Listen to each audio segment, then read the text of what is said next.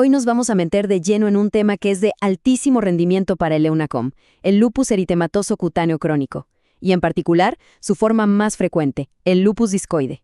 Vamos a revisar cuál es el rol, que es fundamental, del médico general en la sospecha, el reconocimiento y el primer enfrentamiento de esta patología.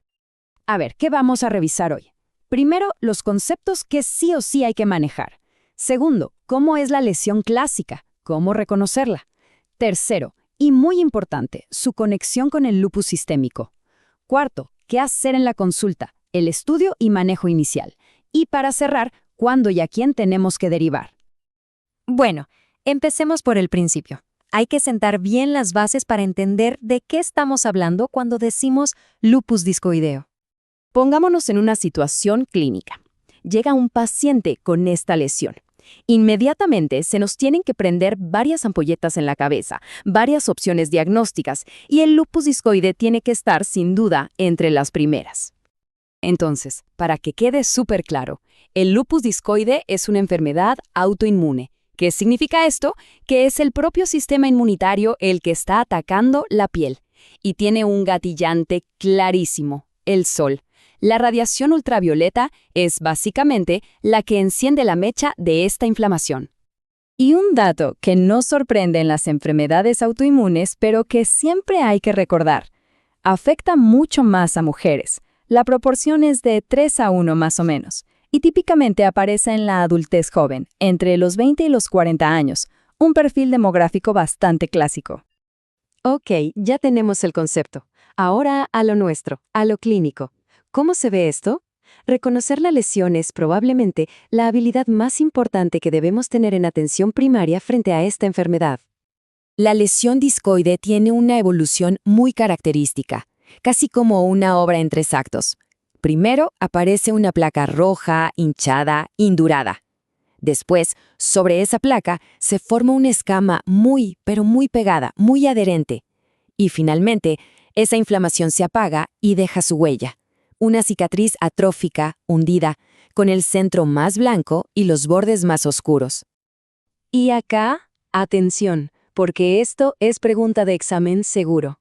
Si uno pudiera levantar esa escama adherente y mirar su parte de abajo, vería unas pequeñas espículas, como las púas de un cepillo. Esos son tapones de queratina. Este hallazgo es el famoso signo de la tachuela y es patognomónico. Si se ve esto, es lupus discoide. Y claro, ¿dónde van a aparecer estas lesiones? Donde pega el sol, es pura lógica. La cara, mejillas, nariz, las orejas, el escote en B.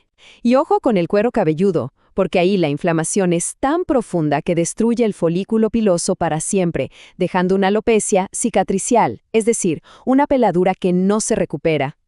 Bien, ahora pasamos al punto donde el rol del médico general se vuelve absolutamente crucial. Porque una lesión de lupus discoide no es solo un problema de la piel. Siempre hay que pensar en la posibilidad de que sea la punta del iceberg de una enfermedad sistémica. Miren este gráfico. Es súper decidor. La buena noticia es que la gran mayoría de los pacientes, el 90-95%, va a tener la enfermedad limitada a la piel.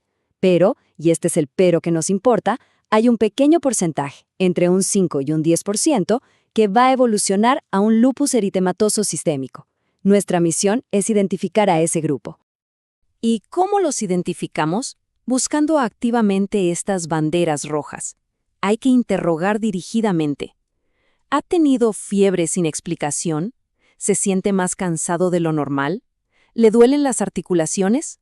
¿Le han salido otras manchas como en las mejillas o aftas en la boca? ¿Dolor en el pecho al respirar? ¿Se le hinchan los pies? ¿La orina está espumosa? Una anamnesis completa es fundamental. Perfecto. Entonces, tenemos una sospecha clínica bien fundada. ¿Qué hacemos ahora mismo en la consulta? ¿Cuáles son los siguientes pasos prácticos que podemos dar desde la atención primaria? Mientras gestionamos la derivación, podemos ir ganando tiempo con algunos exámenes básicos. Un hemograma para ver si hay anemia o si los glóbulos blancos o las plaquetas están bajos. Pruebas de función renal. Un examen de orina, buscando proteínas o células que no deberían estar ahí. Y por supuesto, los anticuerpos antinucleares, los famosos ANA. Un título alto sobre 1 en 160 Es una señal de alerta importante de posible enfermedad sistémica. Y también podemos empezar a actuar. Hay 3 cosas que se le puede indicar al paciente desde el minuto 1. Lo primero y lo más importante es la educación. Fotoprotección estricta, todos los días, con factor 50 para arriba y barreras físicas como sombreros. Segundo, si el paciente fuma, hay que ser categóricos en que debe dejarlo. El tabaco empeora muchísimo el pronóstico. Y tercero, podemos iniciar un corticoide tópico de alta potencia, como el clobetasol, aplicado directamente sobre las lesiones activas para empezar a controlar la inflamación. Y con esto llegamos al último punto que en realidad no es negociable. La derivación al especialista es un paso obligatorio en el manejo de estos pacientes. Esto tiene que quedar grabado a fuego. La sospecha del lupus discoide es en sí misma un criterio de derivación. La confirmación, que muchas veces requiere una biopsia de piel, y el manejo a largo plazo le corresponden al especialista. Pero la pregunta del millón es, ¿lo derivamos a dermatología o a reumatología? Bueno, este cuadro lo deja bastante claro. Si el cuadro parece estar solo en la piel, sin banderas rojas, con una ANA negativo o bajo, el camino es dermatología. Pero si hay cualquier síntoma sistémico o si los exámenes de laboratorio están alterados, sobre todo el ANA, ese paciente tiene que ser visto por reumatología para descartar o manejar un lupus sistémico. Y cerramos con esta reflexión, que al final resume toda nuestra revisión.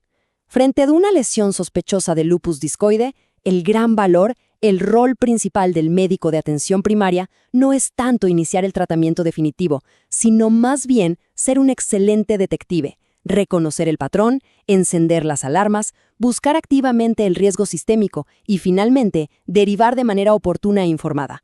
Esa es la clave.